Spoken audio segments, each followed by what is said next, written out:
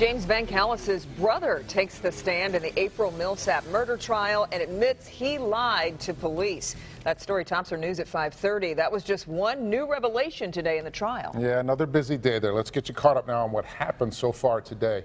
This morning, 2 police officers took the stand to add their testimony. Also, a Michigan State Police detective testified about trace evidence. But the key testimony came midday from VanCallis' brother, Donnie.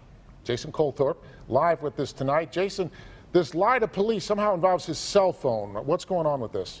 It sure did, Steve, and the prosecution spent a good amount of time on that, and it led up to a testy confrontation that you'll see in just a moment. But also, at one point, VanCallis testified his brother James, the defendant, asked him to delete the text messages he'd sent to him, but his brother refused. It was the only time he cast his brother in any kind of negative light. Prosecution sparred with the brother of the defendant, Donnie VanCallis, about the details of the night April Millsap was killed. But often he testified he couldn't remember those details, even if he'd talked to his brother on the phone.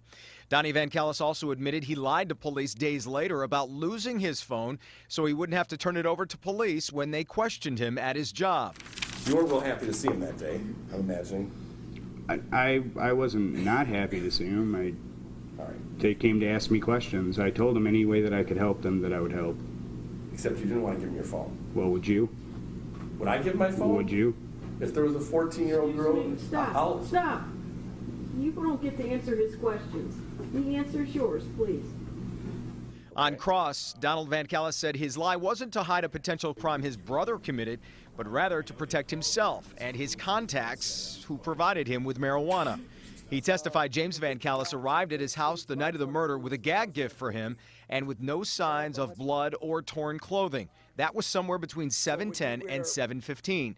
Previous testimony showed April Millsap was likely killed between 6:33 and 6:48 on the Macomb Orchard Trail, about a 7-minute drive from the home of Donnie VanCallis.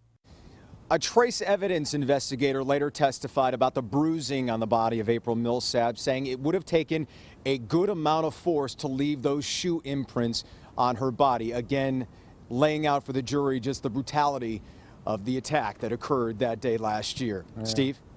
Jason, have prosecutors been able to tie those imprints to the defendant? Well, he laid out that they earlier testified, the brother testified he had a tremendous amount of shoes. Well, they took 11 pairs of those shoes and looked at them. 10 of them they were able to eliminate to the patterns. And again, the patterns were not foolproof. They weren't exact. And the 11th one, both prosecution and defense sparred over, but they couldn't definitely say it was those shoes. They couldn't also rule it out. Steve? Yeah, it's not the exact science many TV shows portray. Thanks, exactly. Jason.